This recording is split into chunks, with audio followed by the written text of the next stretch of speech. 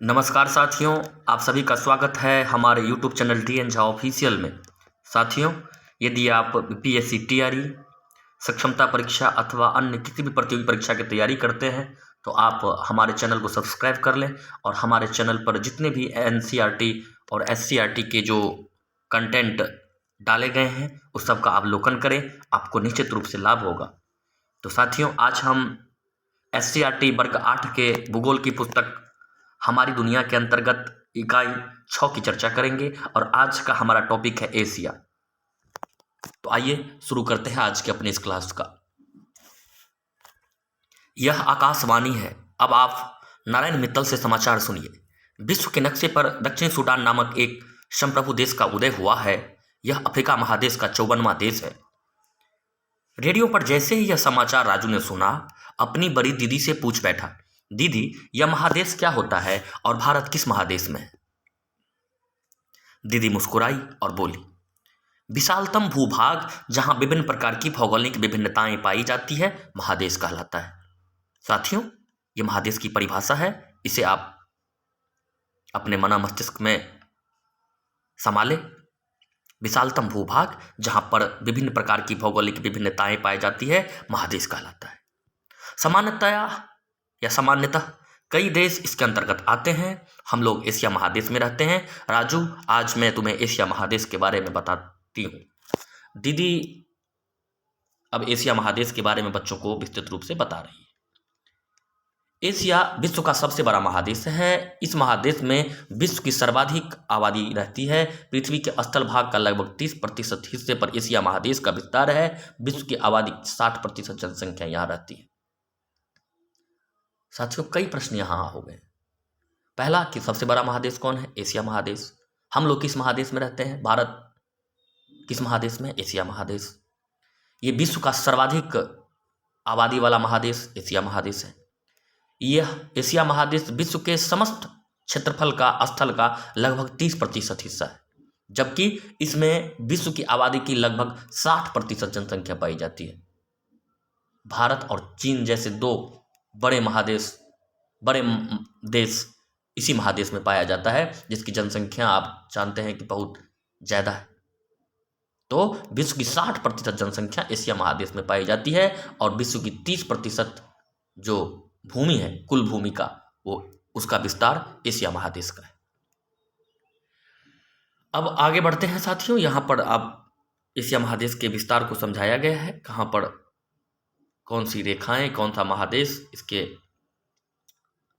आसपास इर्द गिर्द इसकी जो भौगोलिक सीमाएं हैं उनको दिखाया गया है। Indonesia, Philippines, Japan, Taiwan, Sri Lanka आदि बड़े बड़े द्वीप भी है जो मुख्यतः दक्षिण और पूर्व में स्थित है एशिया महादेश के। इस तरह से आप यहाँ देख सकते हैं, इस मानचित्र में विश्व को दिखाया गया है। पूरे एशिया महादेश का राजनीतिक मानचित्र को यहाँ दिखाया गया है। सोवियत जो संघ है, सोवियत या रसिया जो कहते हैं हम लोग, उसका भी बहुत सारा हिस्सा एशिया महादेश में ही पड़ता है। उसकी राजधानी मॉस्को यूरोप में पड़ता है, इसलिए इसको यूरोप में माना जाता है, क्योंकि उनका प्रशासनिक क्षेत्र यूरोप में चला जाता है। लेकिन एशिया में ही उनकी अधिकांश जो क्षेत्रफल है रसिया का, रूस का, वो पाया जाता है।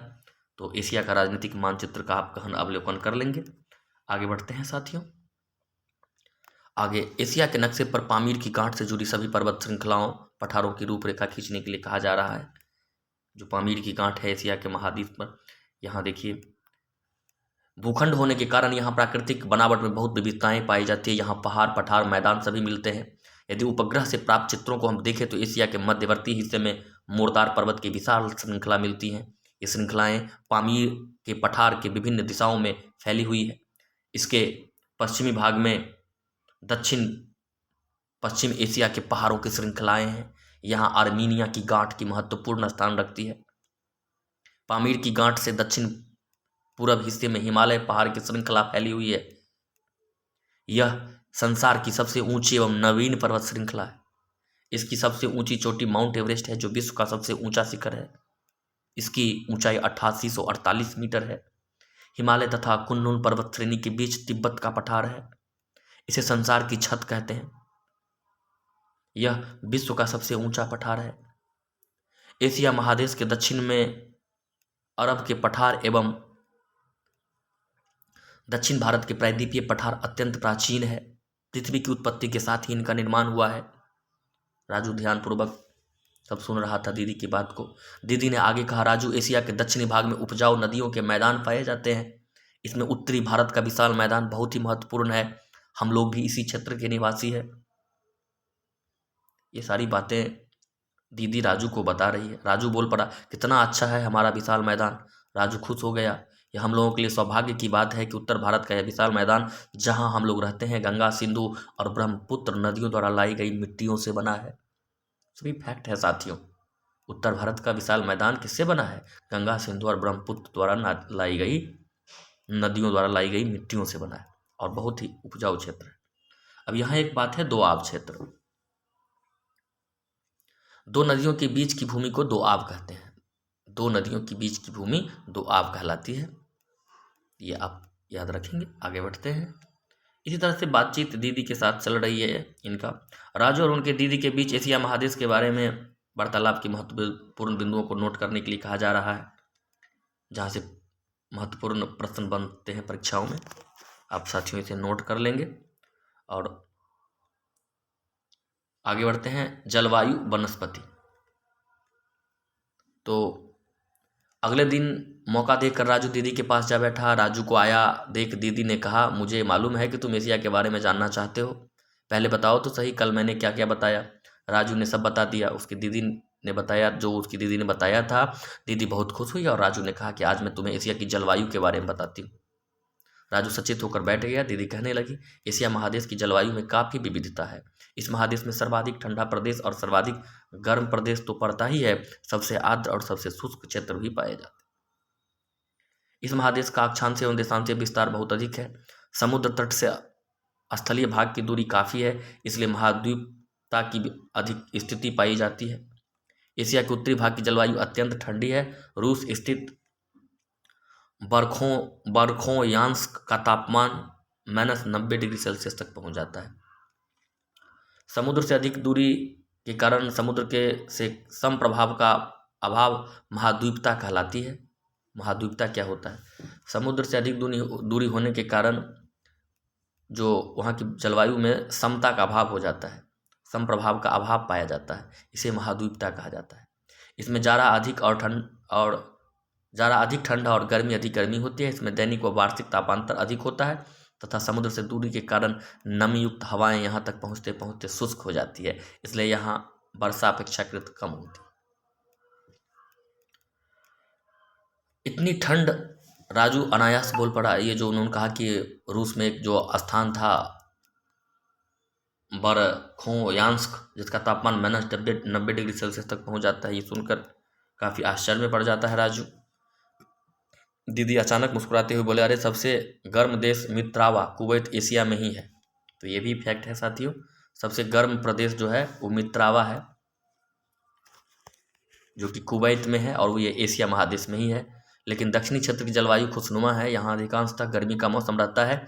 दक्षिण पूर्व एशिया में मानसून जलवायु पाई जाती है। सर्वाधिक वर्षा का क्षेत्र भी यहीं पाया जाता है, जबकि दक्षिण में भूमध्य रेखा के समय विषुवतीय जलवायु पाई जाती है। राजू गंभीरता से दीदी की बातों को सुन रहा था। दीदी ने आगे बताई, एशिया में पूर्वी हिस्से की जलवायु समुद्र की समीपता से प्रभावित है। यहाँ गर्मी के बाद अधिक वर्षा होती है। सितंबर में यहाँ भीषण तूफान चलते हैं, जिसे टाइफून कहते हैं। तो साथियों, यहाँ टाइफून के बारे में आप जान लीजिए।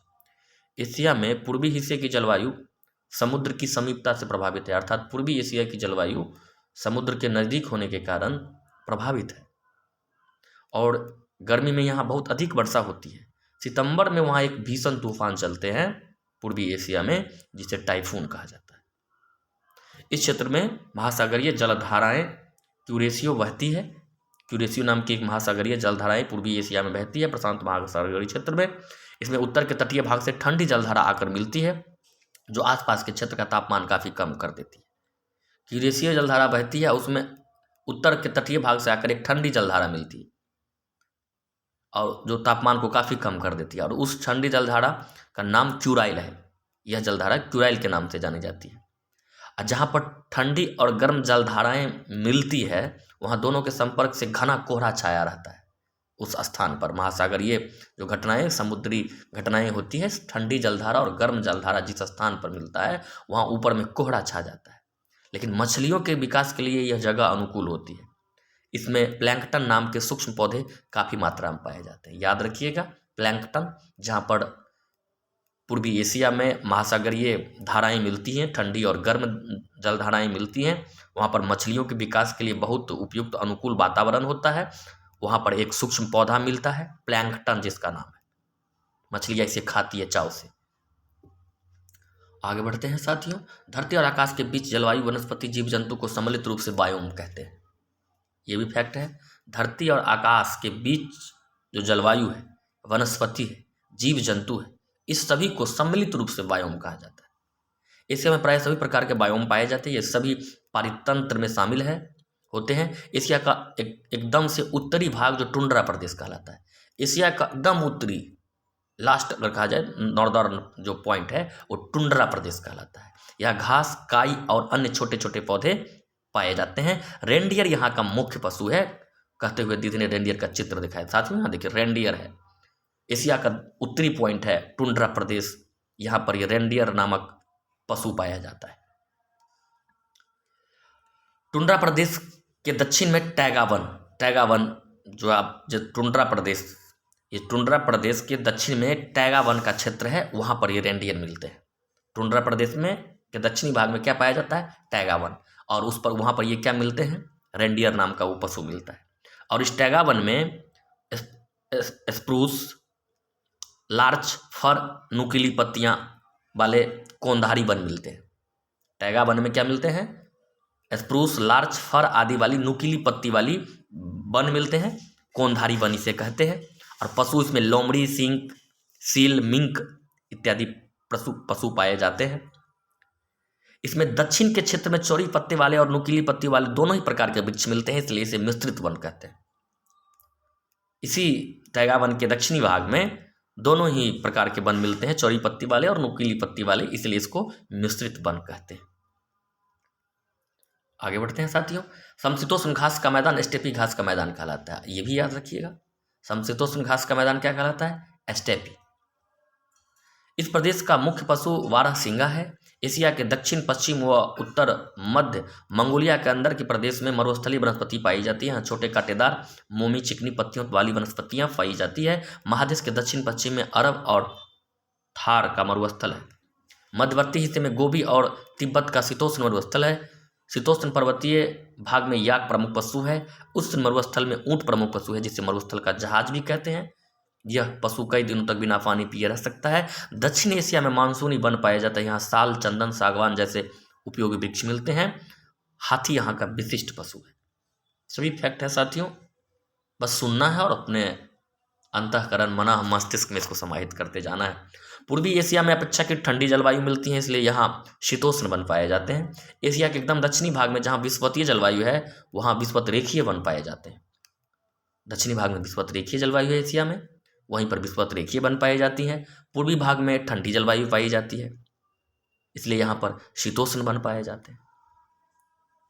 तो विषुवत रेखीय वन पाए जाते हैं दक्षिणी एशिया में, और विषुवत रेखीय जलवायु होने के कारण यह काफ़ी सघन, ऊंचे एवं छतरीनुमा आकार के वृक्ष होते हैं। वहाँ पर धरातल लाल बीताणु से भरा रहता है, इसलिए सूरज की किरणें धरातल तक नहीं पहुँच पाती, इसलिए इन्हें अंधेर वन भी कहा जाता है।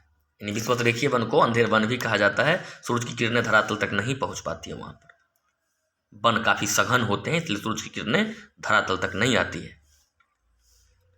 लता बीताणु में सूर्य की किरणों तक पहुँचने की होड़ रहती है, जिसके कारण ये काफ़ी लंबे एवं ऊंचे होते हैं। जो वृक्ष हैं, जो लताएं हैं, वो सूर्य की किरणों की खोज में लगातार ऊपर की तरफ बढ़ते रहते हैं। जो लताएं, फांदरे वाले पशु जैसे लंगूर, बंदर आदि वहाँ पाए जाते हैं, उसमें जो आवागमन कर सके आसानी से। एशिया महादेश की जलवायु एवं वनस्पति संबंधी विभिन्नताएं हैं। आपने देखा कि विभिन्नताएं पाई जाती है जलवायु में भी, वनस्पतियों में भी। अब जनसंख्या की बात करें साथियों, मैंने पहले कहा कि विश्व की 60% जनसंख्या एशिया महादेश में रहती है। तो जो फैक्ट है यहाँ पर आप एक बार इसको पढ़ लेंगे। मानव का घर सर्वाधिक जनसंख्या पाए जाने के कारण एशिया महादेश को क्या कहा जाता है? होम ऑफ मैन, मानव का घर कहा जाता है ये एशिया महादेश को। इसे भी आप याद रखेंगे। ये देखिए, स्थान विशेष में निवास करने वाले निवासियों के जीवित रहने की औसत आयु, जीवन प्रत्याशा। किसी स्थान विशेष में वहाँ के निवासियों को जीवित रहने की जो औसत आयु है उसे जीवन प्रत्याशा कहते हैं साथियों।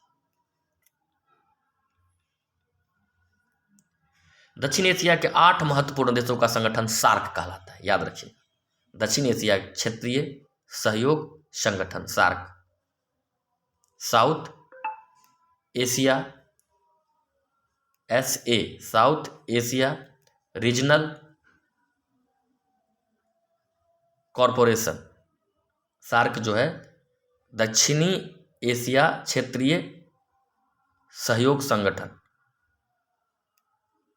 तो सार्क की स्थापना 1985 में हुई थी। इसका मुख्यालय नेपाल के काठमांडू में है। भारत, नेपाल, श्रीलंका, बांग्लादेश, पाकिस्तान, भूटान, अफगानिस्तान, मालदीव इसके सदस्य। इसे भी याद रखिएगा साथियों। आगे बढ़ते हैं। यह आरेख है, जनसंख्या को दिखाया गया है इसमें। अब है सांस्कृतिक विविधताएं भी एशिया महादेश में है। अलग अलग हिस्सों में अलग अलग धर्म संस्कृति के लोग रहते हैं। भारत पाकिस्तान अब जानते हैं कि सिंधु घाटी सभ्यता का क्षेत्र रहा है। हांगहो नदी घाटी चीन की सभ्यता वहाँ पर, और मेसोपोटामिया, दजला, फरात नदी घाटियों में, इसकी चर्चा हमने पहले कर ली है। एशिया महादेश में ये सब सभ्यताएं विकसित हुई है। सभ्यताओं का पलना कहा जाता है एशिया महादेश को। ये महत्वपूर्ण फैक्ट है, इसे भी आप याद रखें।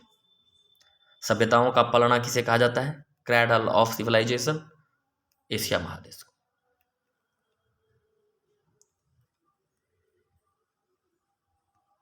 पूर्वी एशिया के बारे में यहाँ दिखा है, दक्षिण एशिया सब संस्कृति के बारे में आगे विस्तृत रूप से इन चीज़ों को बताया गया है साथियों। आप इन सभी को एक बार पढ़ लीजिएगा, देख लीजिएगा।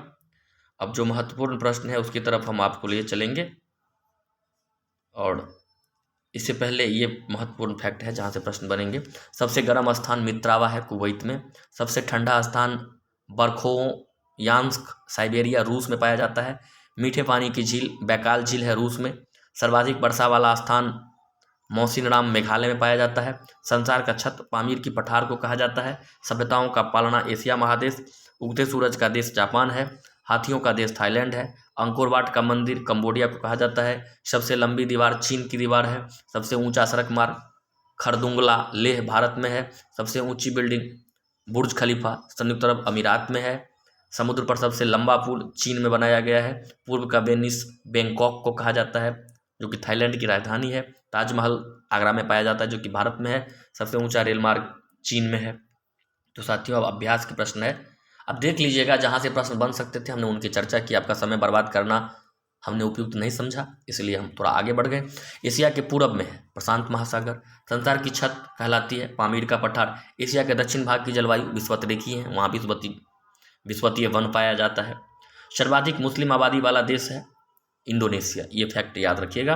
हांगहो नदी घाटी सभ्यता चीन में विकसित हुई, अभी चर्चा की हमने। सिंधु घाटी सभ्यता भारत पाकिस्तान के क्षेत्र में। दजला फरात घाटी में जो मेसोपोटामिया की सभ्यता थी, जो कि इराक में पाया जाता है। अब यहाँ मिलान करना है साथियों। रेंडियर एक पशु है जो टुंड्रा वन प्रदेश में पाया जाता है। कोंधारी वृक्ष है, ओटेगा वन में कोंधारी वृक्ष पाया जाता है। ठंडी जलधारा है, क्यूराइल उसका नाम है। त्योहारों का देश फिलीपींस को कहा जाता है। घास का मैदान है, शीतोष्ण घास का मैदान स्टेपी। और साइबेरिया उत्तर एशिया को कहा जाता है। तो साथियों, इस तरह से हमारा ये चैप्टर समाप्त हुआ। अगर आप हमारे चैनल पर नए हैं तो निश्चित रूप से सब्सक्राइब कर लें, और हमारे चैनल पर जाकर वर्ग 5 से 8 तक के सभी जो SCERT के जो कंटेंट है उसका आपको वीडियो मिलेगा। आप वहाँ जाइए और उन सभी वीडियो को देखिए और अपनी तैयारी को मजबूत कीजिए। ऐसे ही आपके बीच SCERT NCERT के कंटेंट को लेकर आता रहूँगा। वीडियो को अंत तक सुनने के लिए आप सभी का बहुत बहुत धन्यवाद।